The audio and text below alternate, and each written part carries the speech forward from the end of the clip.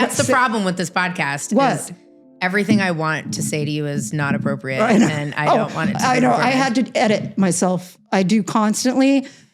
About on my way here, I was like, maybe not that. No, not that. Well, we can always stop.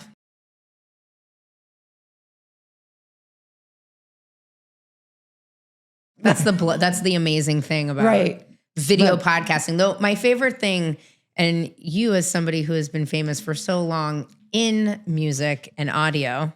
I can't, famous is it's not, I don't ever feel like. This is the only podcast my older brother and sister will ever probably listen to because it's you. Oh. So I better do a good job. Honestly, what a great family. Yeah. Real supportive. Yeah. But I just love now. I read this report. It's like the new strategy in podcasts is video. I'm like, that's called a talk show, you dipshit. Exactly. And it costs 3 times as much, you dumbass. Yeah. It's kind of like music videos. Remember? They were like, now. Yeah. Like we're on the set of TRL right now. Oh, or my dream. Did you ever go on TRL? No. We were just like 120 minutes. We were a nighttime band show. We did I didn't do it though. Cause Courtney did a 24 hours thing and it's really hard to find, but it's like her reading magazines and it was like a launch of her solo project, I think, that I was on. Anyway, it was, but not on MTV or on MTV. It was on MTV. And I was like, I'm going to skip this one. It was kind of like, what is in it? It's interesting because it's like, she stays up the whole time. Then there's shifts of people that come on. And they film for 24 hours. That's such a stupid idea. Right? I know. But you know what's funny? I also read recently that people said that TV is just becoming what MTV was back in the day. Like all the crazy dating shows, all that reality awful, TV. Weird reality, which I love. Yeah, actually, because it was such a wonderful time. Yeah, you and Steph both have a really, really good sort of knowledge of obscure reality shows that showed up for a second. Well, yeah, I told you to watch Gigolos. Oh, okay. Did you watch the whole? We did. I didn't know it was soft porn though. I told you. I know. I just edited that part out of my mind. Did you get to the whole murder one too? No. Oh, you're not done. We got the first. We started the first one, and I was like, "Wait a minute." You got to keep going. It was full on. It's completely mental. It's truly the fact that Gigolos. The guy. Wait, hold on. The fact that Gigolos had 3 seasons, then it has now transpired into one of those people murdering someone, and then it keeps going. Then during the Diddy trial, 2 of those motherfuckers showed up as 2 of the sex workers that Diddy had Cassie contract. Oh my God, you've brought it full circle. It just won't. You brought it back. Gigolos is the most underrated reality show ever. Okay, we started watching it and then. Just don't watch it with your kid, obviously. Right now. But we were Steph was like, what is this? And I was like, oh my God, it's fascinating. It's crazy. But just nuts. The guy that's sort of the coach, what is he? Blaine. Just don't. Oh, he's wonderful. He's on TikTok, full QAnon, full Trumper. Oh, wow. I mean, that's not surprising.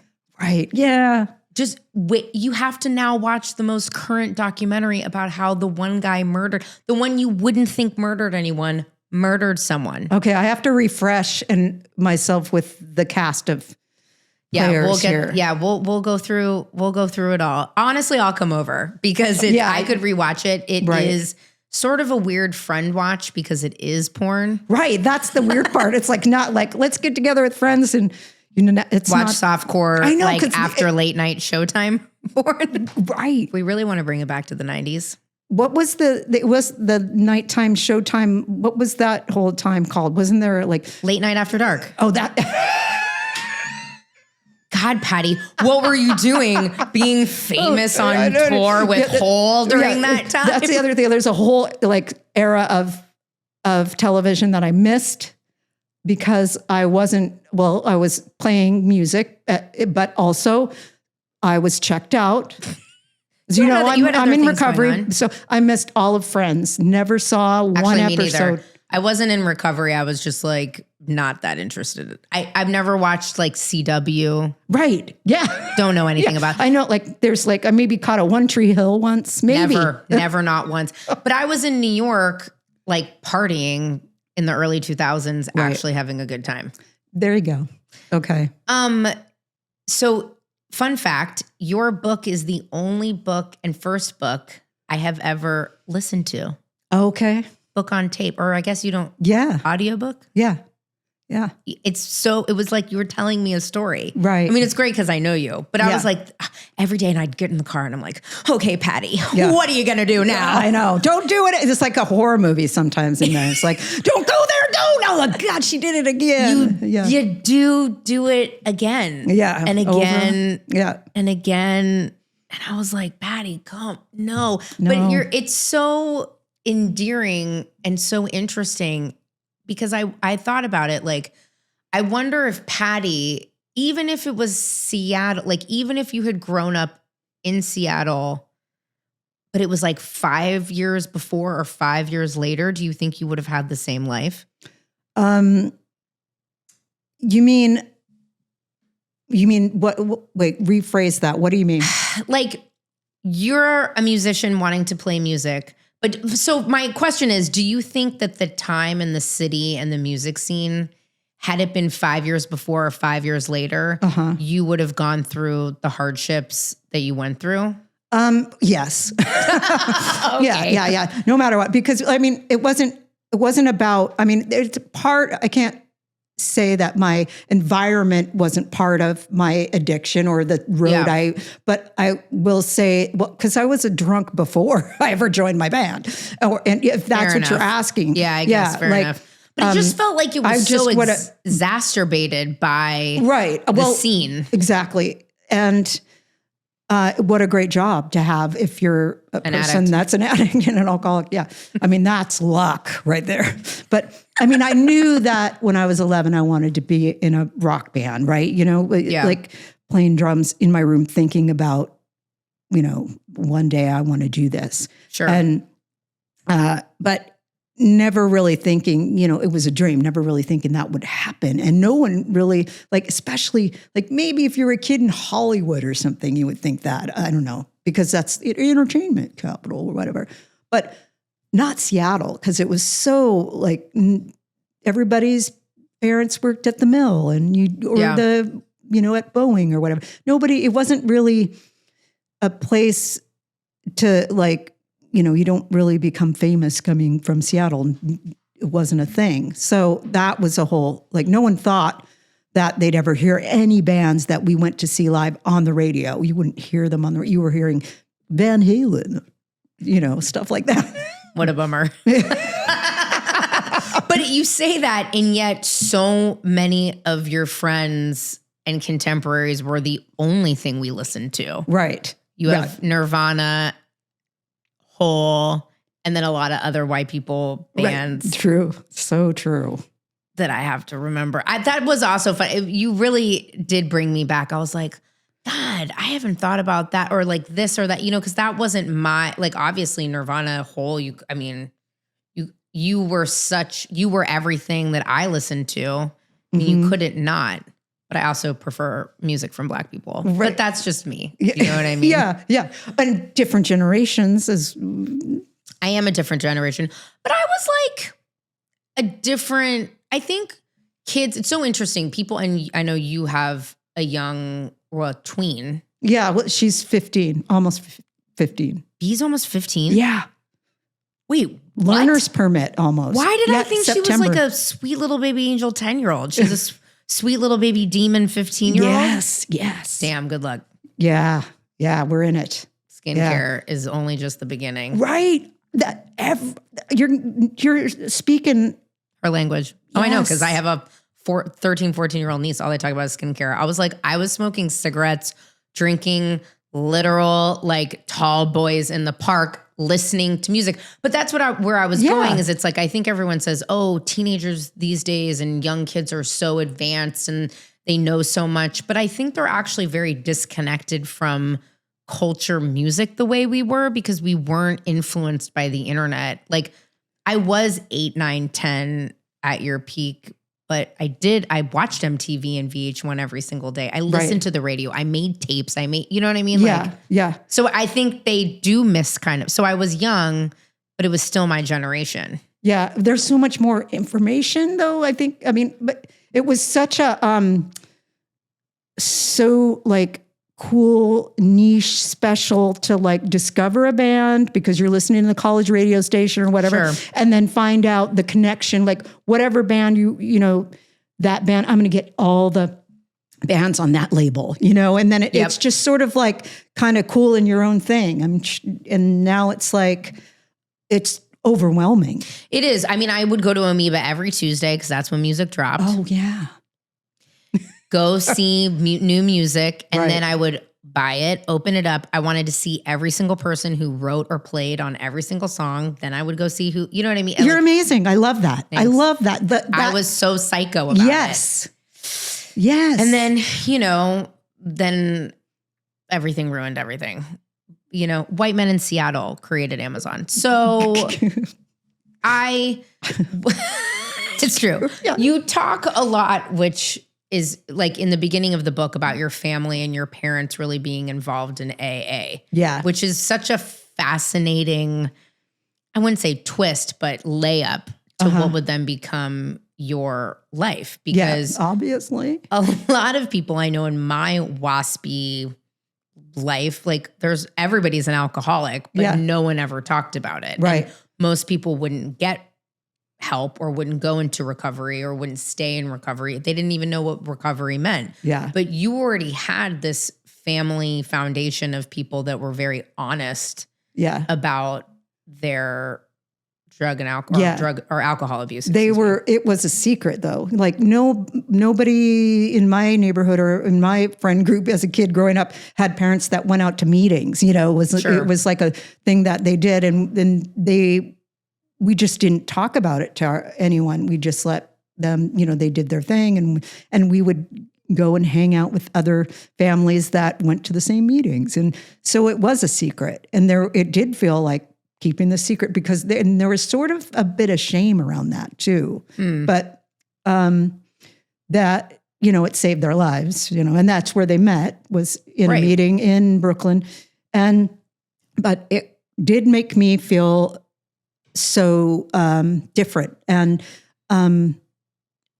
besides all the other things that, you know, then I discovered I'm gay. I'm even more different. And then, then of course I turn out to be an alcoholic. And along the way, they're like, well, you know, they gave me, you know, resources, but it was always like, I'm not like you. I don't. You felt like that. Yeah, I'm not going to go to.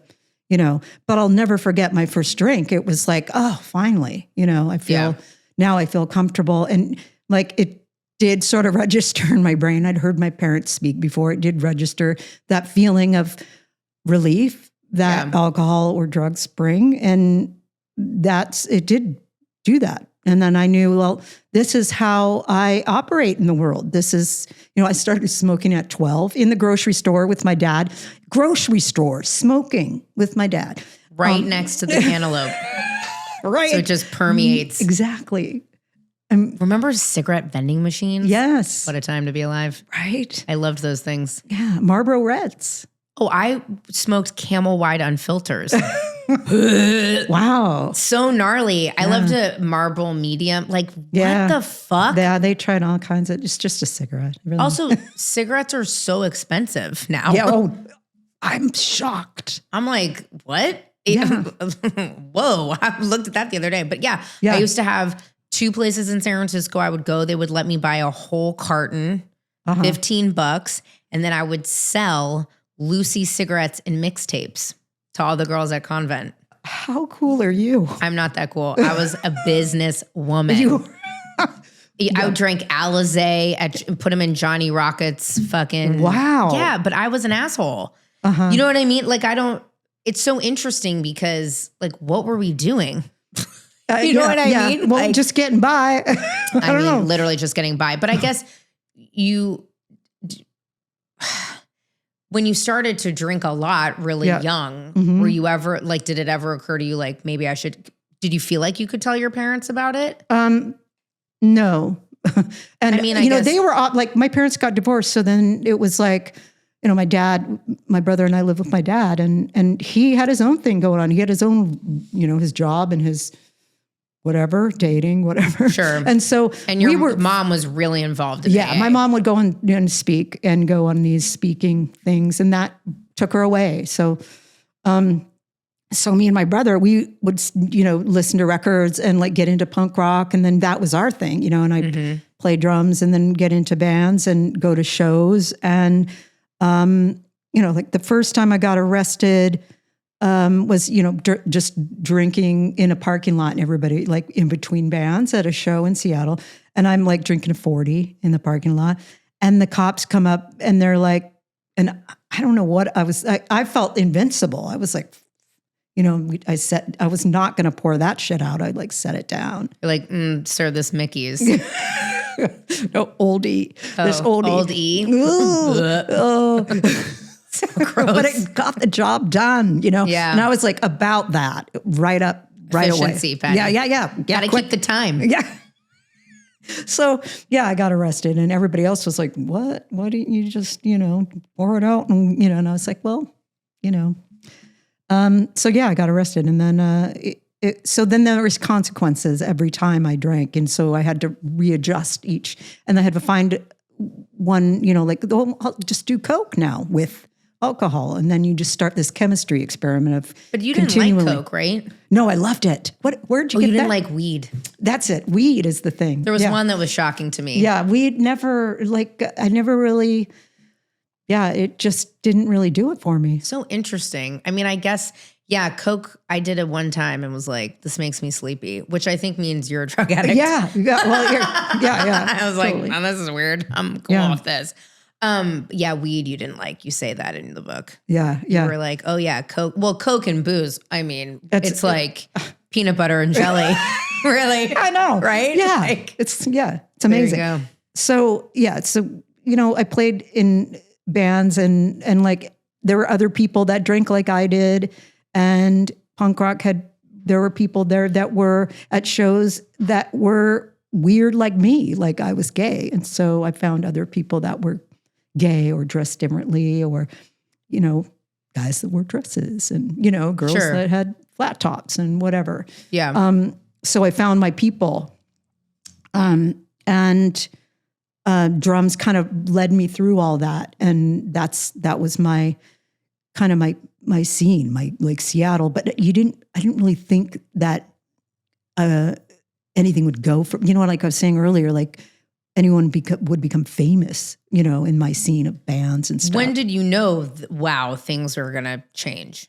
Well, there was always, you know, a few bands that like their video made it onto MTV, you know, or whatever, like small time stuff. But I guess probably when Nirvana, like, which was crazy, you know, it was nuts. And I remember when they put out, after they recorded Nevermind, there was, you know, everybody traded tapes. You know, here's the finished of the new Nirvana, and it was on a cassette, and like it's like the 8th generation copy that sounds so sludgy and you could barely, but because everybody had taped over and over and over again, and it was great. You know, it was really cool, and these were great songs. But we'd been hearing parts of those songs like live for a while. Right. And then, but then when it kind of blew up, it was the craziest, you know, thing with MTV. And then to be in a band like Hole, you know, Courtney needed a drummer. They were married. So he was like, you know.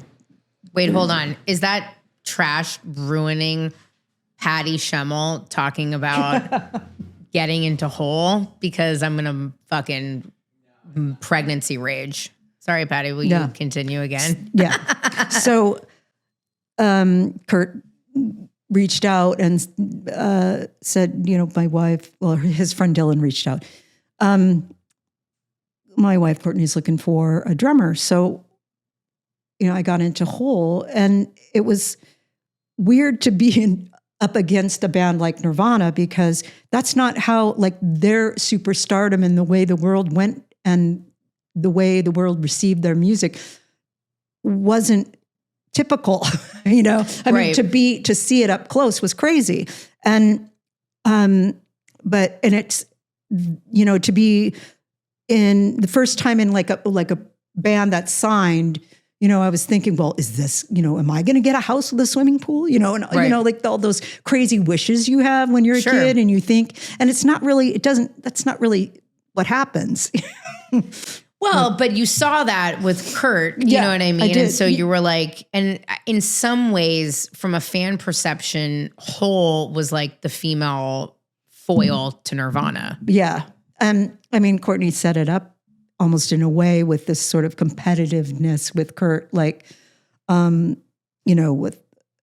indie record sold more than Bleach or what, I don't know, but she's always been so good at winding you up and winding up the press and winding up, like creating these situations where it becomes sort of, she's a bit of a villain. Right. And so people are, and then Kurt is the innocent kid. Right. But that's not really, I mean, if you read my book, you'll see.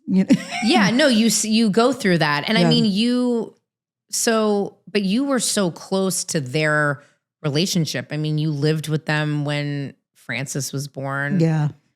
Was it just the three of you and the baby? So it was like two women and a baby, or a throuple and a baby. I don't know what you would call it. I can't believe that was never made into a sitcom, actually. Yeah, but, like a bunch of drug addicts raising a baby.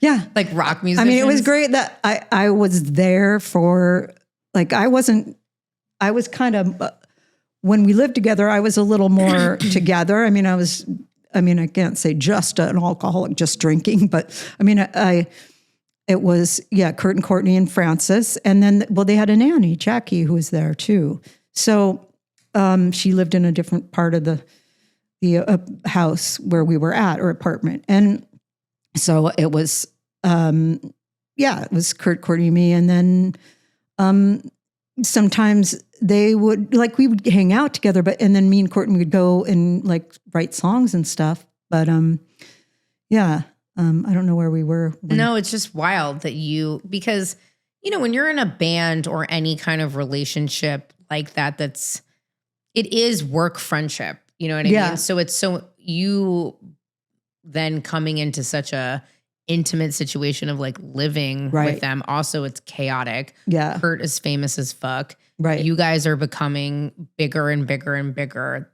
You didn't really get a respite. Right. And it was really weird to go out with them, to go anywhere, like go get pizza or whatever, or go to Michelli's. You loved Michelli's. And people would be like, just freaked out and like, and it was crazy.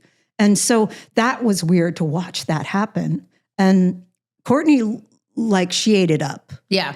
And Kurt, not so much, but that was such a crazy mind twister to watch that. And then, but to also want to like lessen that craziness for them too. I felt like I had to, I don't know, I'm a middle kid. Maybe that's why. Oh, that's why. Yeah. Well, and it's probably some Al-Anon bullshit. Yeah, totally. That you're like, Mom, Dad, everybody be calm and fine. I'm a product everybody's of divorce. Okay. Well, I'll go ahead and I'll get the pizza. Whatever. But was it ever, I mean, there's always all these rumors, and you address this a little bit in the book that like Kurt had such a huge part in writing a lot of or like vice versa. The rumors that Kurt wrote any of that record on Live Through This there's a lot, like the two most popular songs, probably like Violet and maybe Miss World or Doll Parts were written. Well, Miss World wasn't written, but they were kind of written before, maybe at the beginning of, I don't even know if they were together yet. Okay. And so, and because Kurt showed up at the studio, we had written, everything was written in our rehearsal space. Yeah. And then some written in the studio when we were recording.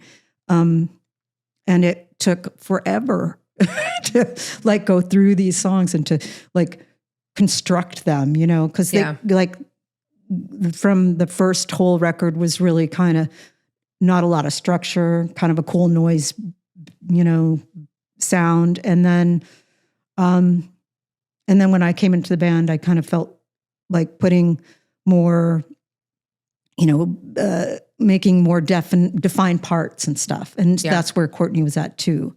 And I guess to go back to when we lived together, I think when we were together in the house, it was like, I have the same sort of cultural references that Kurt does, you know, like he knew like which, you know, like we just watched the same TV shows. We knew the same music, you know, local stuff, favorite old bands, and Courtney too, because she was from Portland. So we had that connection, and that was kind of cool, you know, to have that and to share those kind of things, because our world got big, and it was nice to have that. Yeah, like a commonality, and you were young. Yeah, you know, like really young. Like so young, which is nuts. And you're like flying all over the world. I mean, the drug transportation that you outline in the book is wild. Right. I remember like in boarding school, shoving weed and shampoo bottles or like up my cooch. Yeah. But like you guys were like just putting fucking needles in your pocket. Like, let's go. Oh my God. I'm like, you guys. Like, what? But it became like, eventually it became we never like did drugs together. That was Courtney and Kurt. Well, Kurt, you talk about Kurt in the and book. I did, but it was like a thing where we were like, you know, we hid from each other. Right. All of us. And so that was another part of it. Like eventually I think one of my last live shows with Hole was we fly to Tuktoyaktuk in Northern Territories, and it was this thing. Oh yeah, that's right. It was it was like in way up North Pole, and it was Molson Beer fly. It was a contest. We're going to fly 100 people, 500 people, contest winners to an unknown location, and so they're not going to, and then you get to see these bands, right? So they fly all these people out to this middle of nowhere. We land in this poor village. I'm sorry. It felt like we're invading this village, right? But I'm strung out, right? Yeah. And so I need to like figure out a way to how to get I'm not going to be able to play the show if I don't, you know, I need to bring illegal drugs into Canada. And the amount of preparation involved and like being so fucked up and then having to do this. So, you know, like wrapping it 6 times, putting it, like trying to figure out, there was no internet either to figure out. So, you know, I remember like them, like, so it's like Metallica is there, Veruca Salt, and us. And so we're all on this plane, this like jet, and they had our management, Peter Mensch, gets on the plane. He's like, okay, I just want to let everyone know that we're going into, you know, he's given us the speech about do not bring any, you know, illegal substances because, you know, it's going to bring the whole, you know, we'll get arrested. We won't be able to do this show. And that's going to cost us a lot of money. It's going to cost you a lot of blah, blah, blah, blah. And I'm thinking, you know, like everybody's thinking, oh, it's because of Courtney, right? But I'm thinking, holy shit. I'm strung out, and I'm pretty sure everybody knew anyway. So we take off, we land, and I can see out come the drug dogs, and I'm like, fuck. And I look out the window, and I could see, and I was like, I don't know if they're sniffing our plane or somebody else's or whatever's going on, but I was like if I wasn't on heroin at the time, I don't know what I would have done. But it turned out, I mean, I got through unsuspected and managed to, you know, play the show. But there's video and photos of, you know, us doing this like meet and greet in this gymnasium in this village, you know, like the rec center or whatever. And it's like Lars from Metallica and then Courtney. And then I'm sitting there and I look like I haven't eaten in a year, just like the worst. And that's, I guess, in a nutshell, those are the kind of moments that it's going to sound so corny, but like drugs stole from me. Like that was such a great, I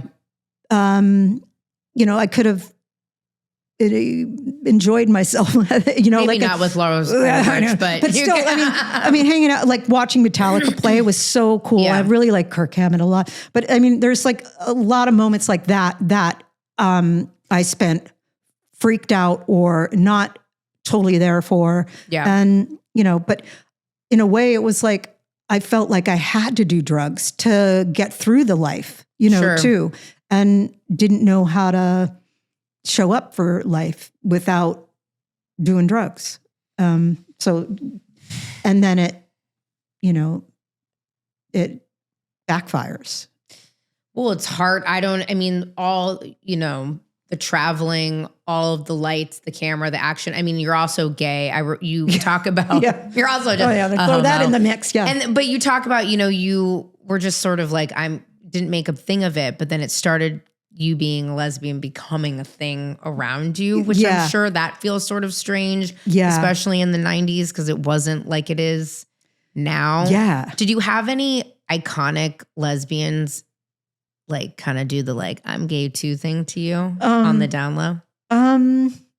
Not. Or were you just like so fucked up you don't even? No, there was some, but there was like moments where, we're hanging out with like Sandra Bernhard, which she never, said anything to me, but like, or there was never any exchange. It was always like, she's hanging out with Courtney or whatever. But, and at the time I felt comfortable in being out because I feel like, also, I didn't give a fuck, and then like I spent so much of my life giving a fuck. And then I was like, fuck it, Yeah.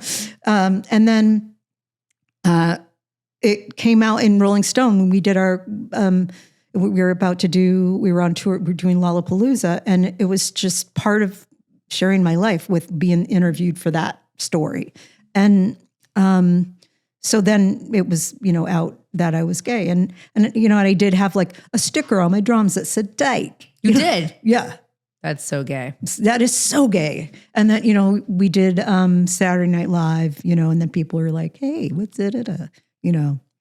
So, but I never had like Gwen Turner, but she's not like like I'm thinking of like Guinevere Turner. Yeah, Guinevere.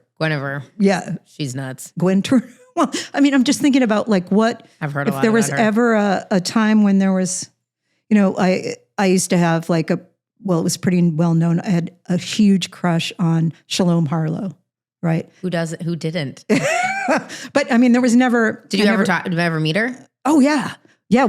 She was friends with Melissa, who was in my band too. And we went to, like an MTV Video Music Awards or something. And we were all together. Casual Shalom Harlow, 90s MTV music. It's like so iconic though. Yeah. It's like just throw Kurt Loder and like Daisy Fuentes in the mix and we're just good to go. You had so many people die around you, which is so heartbreaking. Your band member, like, it's just like, over and over and over again. How did you feel like you dealt with it later, or do you feel like because you weren't obviously scared straight, as they say? Not at all. No. No. And that is just, another cliche, but that's what's part and parcel of what, doing heroin, people OD and with Kristen, she was our bass player and she was the greatest bass player.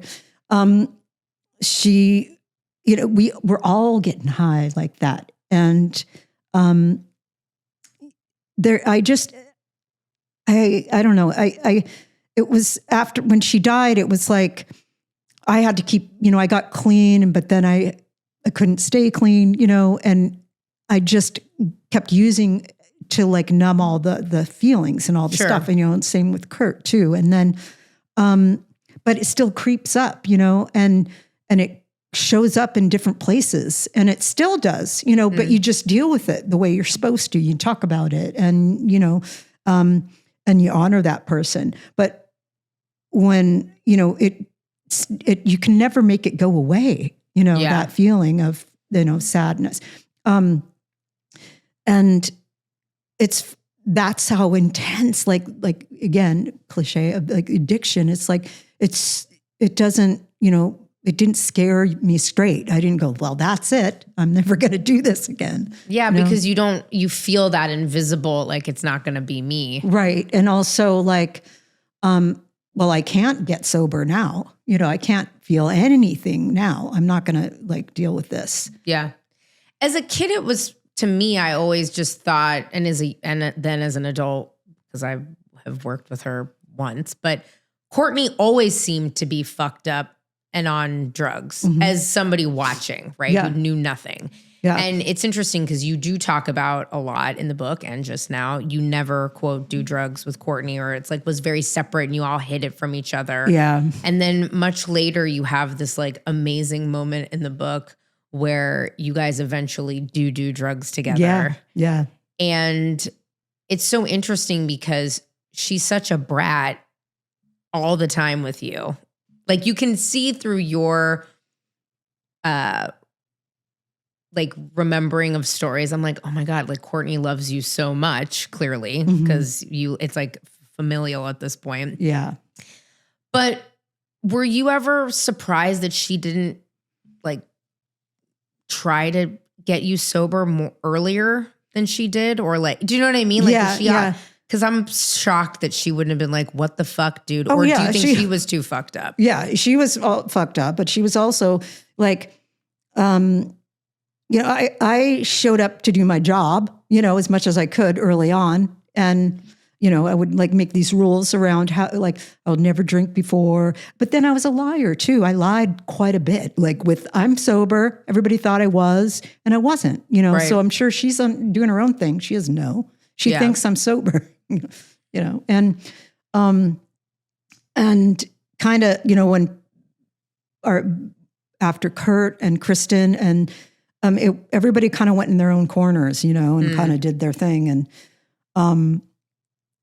And then, show up here at this time, we're going to start, rehearsals for tour and show up and be sober. And, so, I mean, that's how it went. And then we were on tour, and then we were, off tour.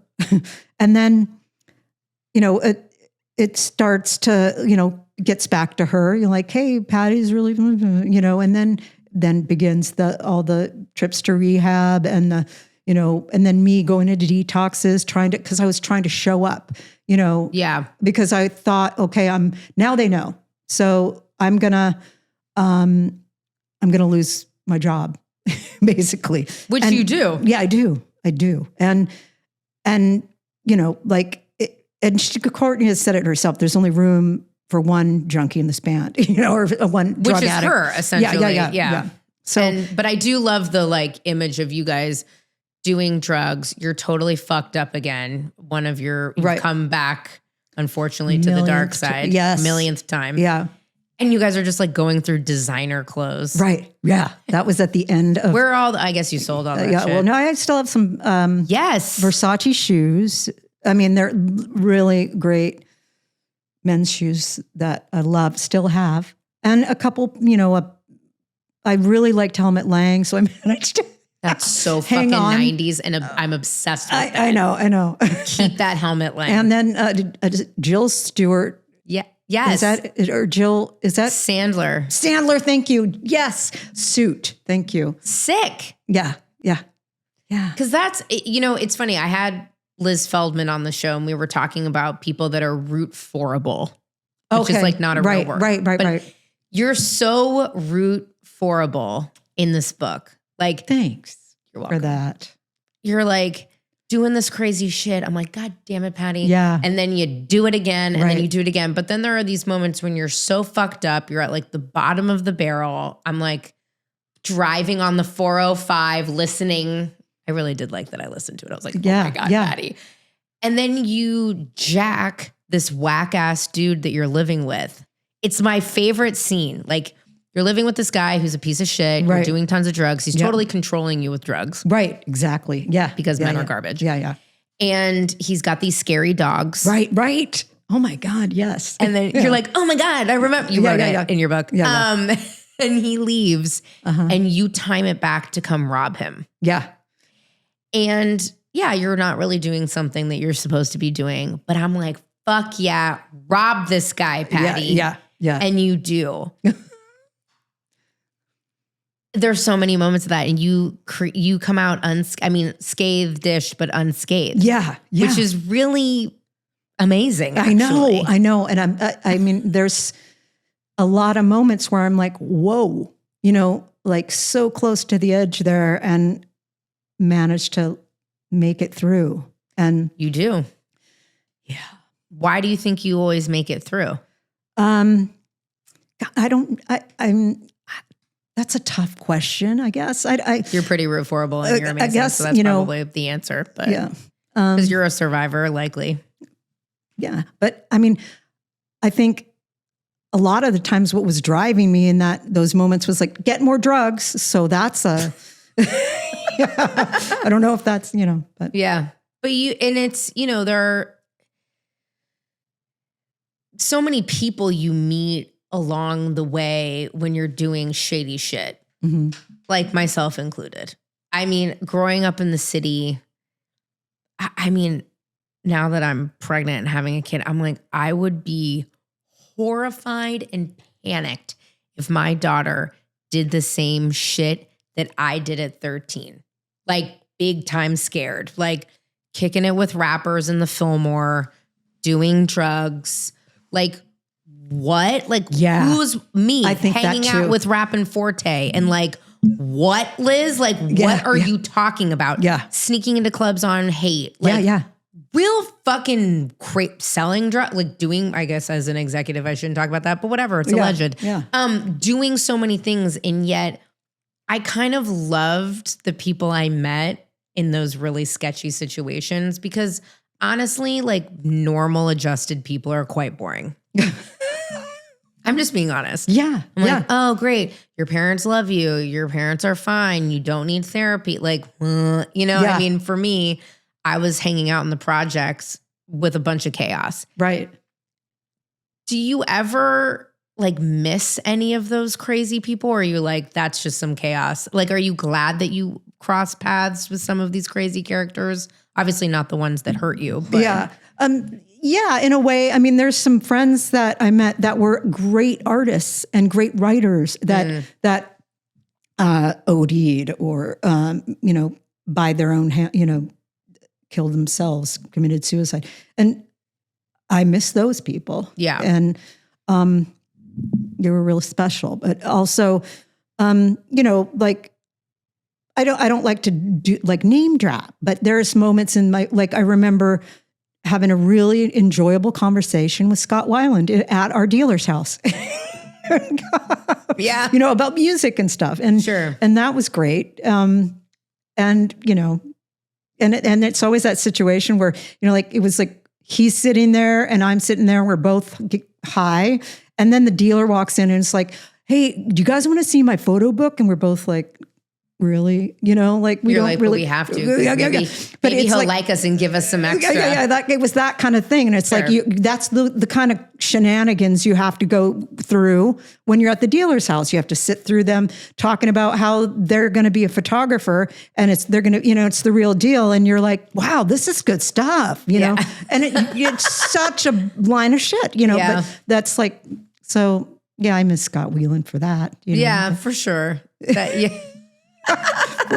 But you also show, I think in the book a lot, what many don't discuss, which is women who go through addiction and women who go through different stages of the program, getting sober or not. Right. These sober living facilities in LA. Yeah. Like fucking Christ on a crutch. Yeah. Like I think addiction sometimes is really through the lens of men. A lot, especially in film and television, and you don't see all that women go through and how they're preyed upon, but also the inner relationships between two women who are trying to get sober. Yeah. Then I felt like homophobia that you went through going through these. Oh, I mean, yeah. you were kind of throwing the cat around though. You were kind of a hoe. I was. You were kind of a hoe. I mean, which was, once I put down the drugs and alcohol, I picked up the ladies, that was just a lady killer.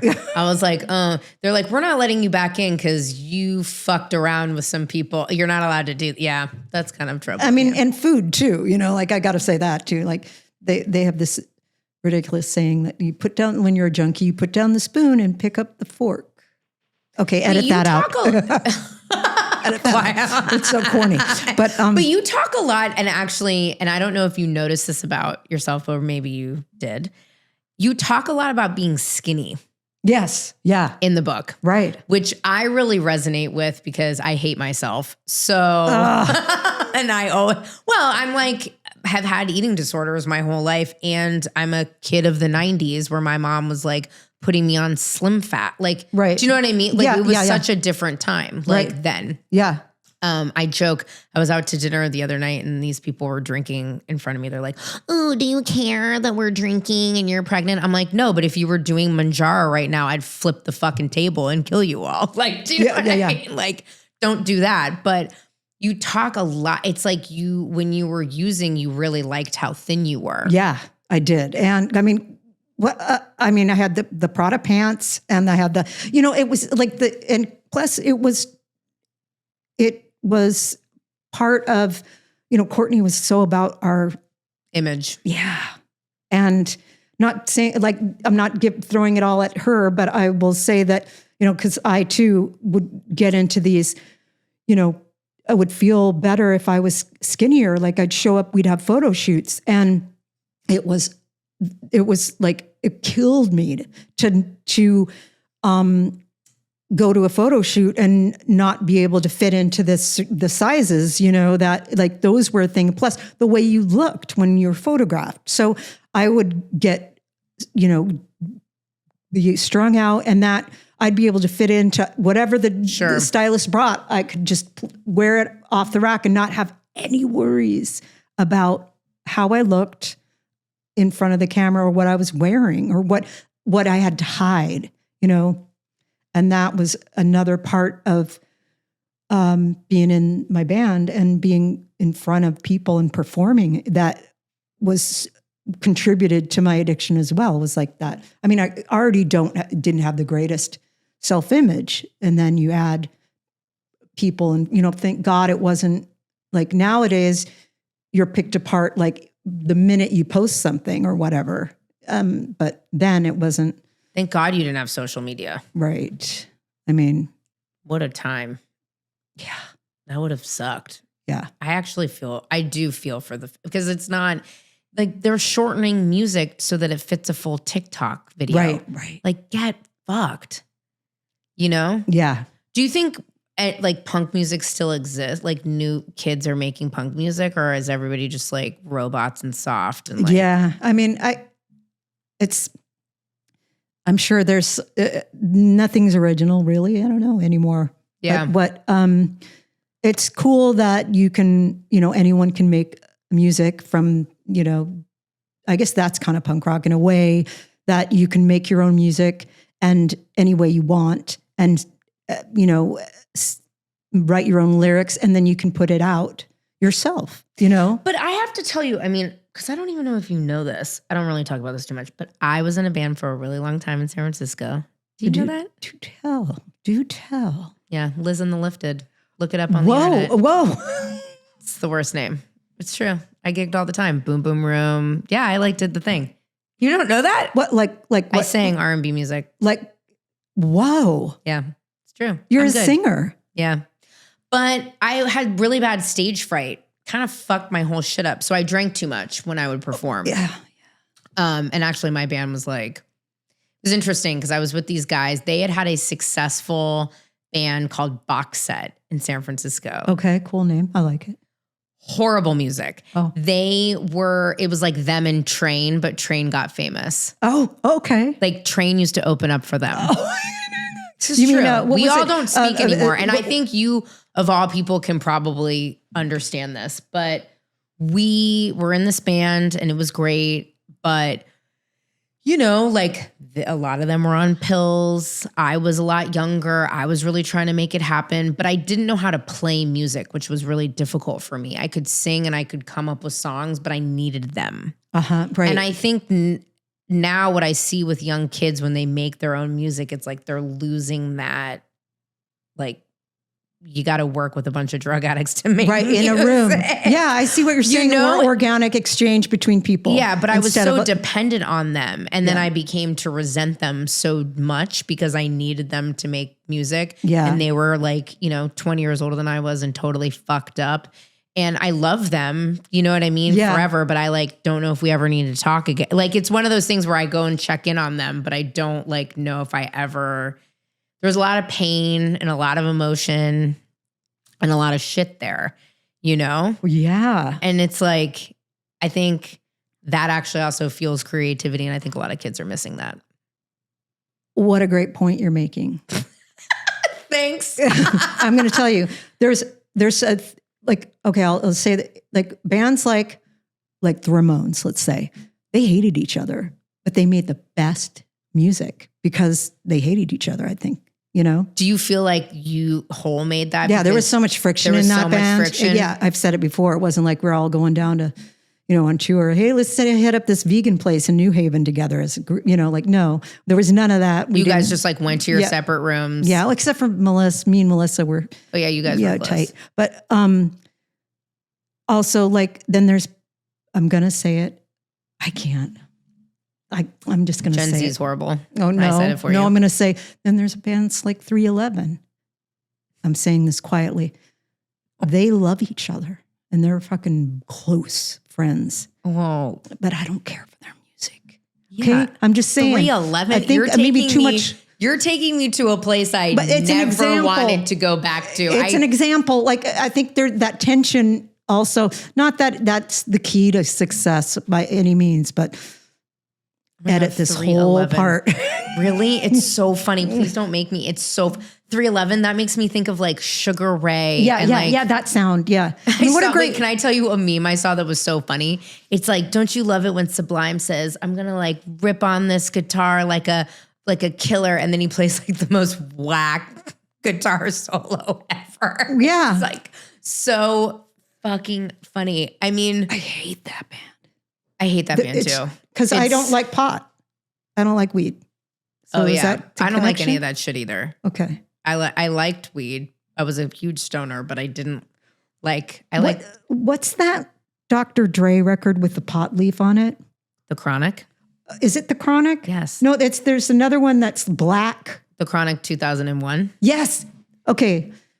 All right. So there's that's really front to back an iconic record. Even though he's according to my girlfriend. Yeah. Steph, that it is. She agrees. Okay. Well, yeah, Steph and I are essentially the same person. Exactly. So yes. So we went, I'll tell you this story. Yes. We went to Nobu, right? You know that sushi? Yes. Is it sushi? Yeah. In Malibu for Thanksgiving, this past Thanksgiving.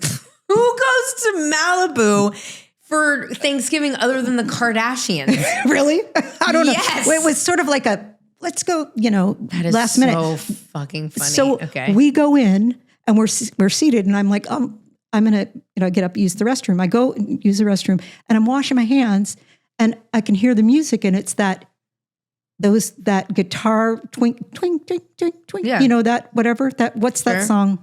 Well, I don't. It's from that. That was kind of twink twink. That was hard for me to name that tune. Is some guy going to come out and give me $10,000 if I name that song? It's that one Dr. Dre song. It's with Snoop, and it's like they're all with Snoop. Oh, okay, every single one. Well, it's what is it, Joseph?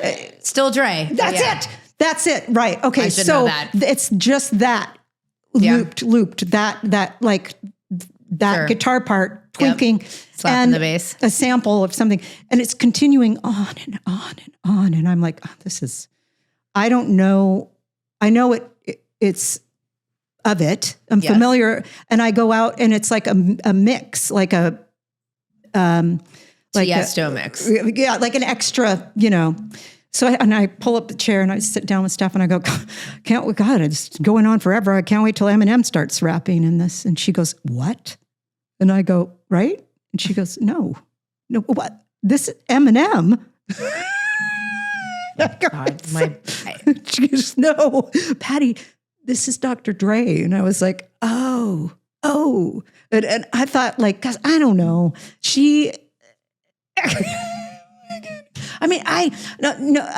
was. Did you ever meet Tupac? Cannot stop talking about this moment. Did you ever meet Tupac in the 90s? I didn't meet Tupac, but I didn't. Who was the one that went out with Chelsea Handler? 50 Cent. Yeah. Curtis Jackson. Yeah. You met him? Yeah. No good vibes? Just whatever. Yeah. I feel like he and I would be friends, actually. He gets a little mean on the internet, but I could get down with Curtis Jackson. Yeah. I don't know. Yeah, you're like, whatever. But yeah, I mean, so you can't, you have no reference that's to the rap. what the point is that, I don't. Not your thing. And she, talks about when we were first together, she felt a little intimidated about talking about music with me because I have a whole genre of music that I love and talk about freely. And she is of a different vibe. Time and vibe. Yeah. So, but I'm fascinated by your and her vibe and but I'll time. even take it different because I am like so deep cut R&B like historian. See, basically. that's because I that. can go into a whole nother level. Like there's a very famous musician named Kenna who's a dear friend, and he and I like all fucking school. He put Justin Timberlake and Timberland together. Okay. Like, so he's responsible for that. He's unfortunately responsible for that.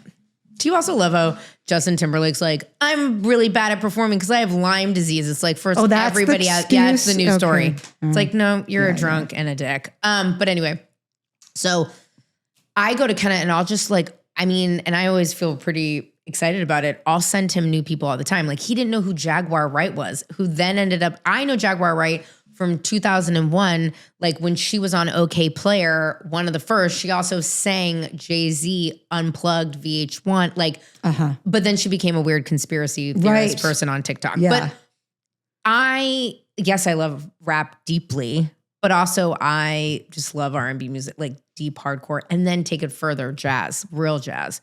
So I never feel intimidated. I'm like, I don't understand punk. It hurts my ears. I did go to a punk show once in Northampton, Massachusetts. Okay. 2001. And I just looked around at these white people. Yeah. And I was like, oh, and they were all hardcore sober. What losers. Oh, straight edge. Straight edge. Thank you. Yeah. So I'm like, you're just pushing up against each other from aggression because you can't get wasted. Losers. I literally went outside, smoked a bowl, and was like, put on my North Face Puffy and was like, get me out of here. These fucking white people are weird. Scooted away in your Timberlands? Yeah, just fucking shuffled out. You know what I mean? Just like, didn't even lace those things. But I think if you love, what I've learned with musicians is if you love your music and your confidence, it doesn't matter. Yeah, totally. And and like she has over the years tolerated your music.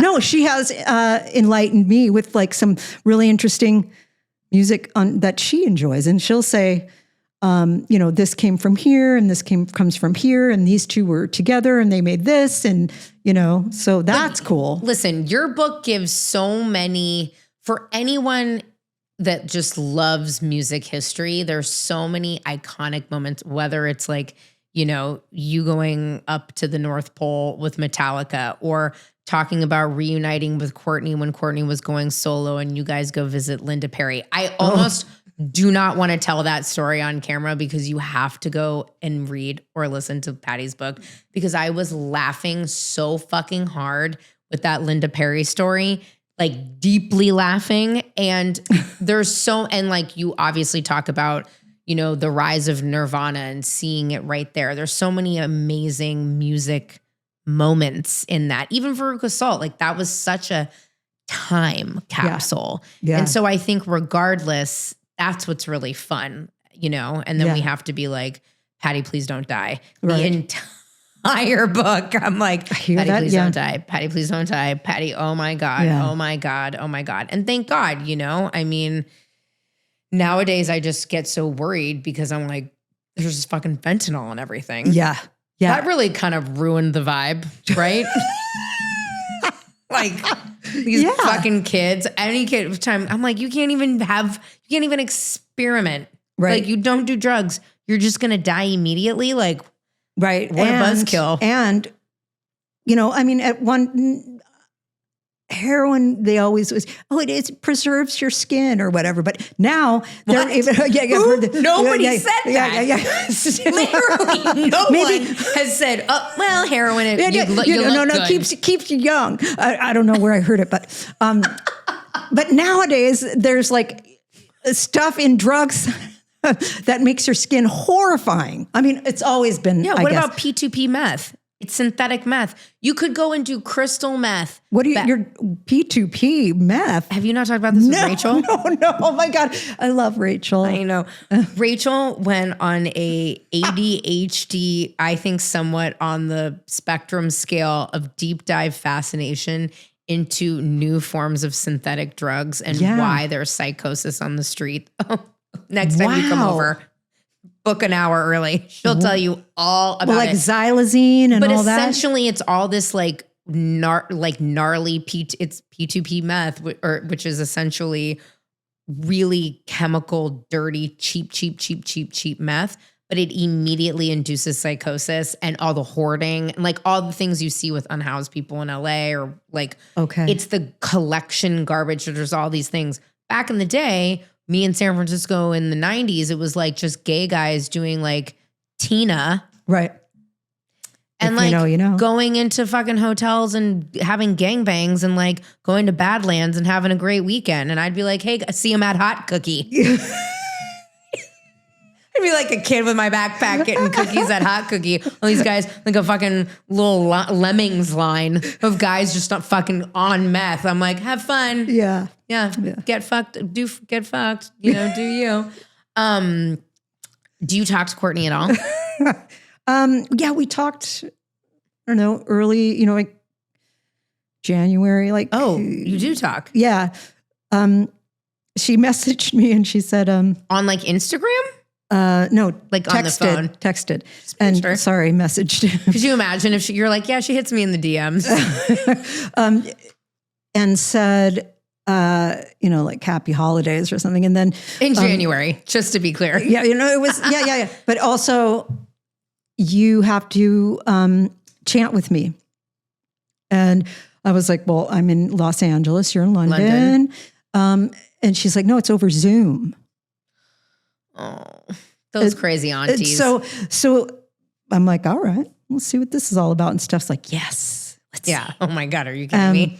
And so it's a Zoom room when we're chanting, and there's like her guy leading the chanting, is a Buddhist chanting, and there's different names, and some people are there, like Pamela from Pamela DeMar. She's like the groupie. Yeah. And what was somebody else? It was like, it wasn't Gwyneth, but it was somebody like that. It wasn't Gwyneth, but I can't remember. There were some names and I was like, Kate H. Hudson? Maybe. Oh, because you're just seeing fucking Zoom boxes. Classic.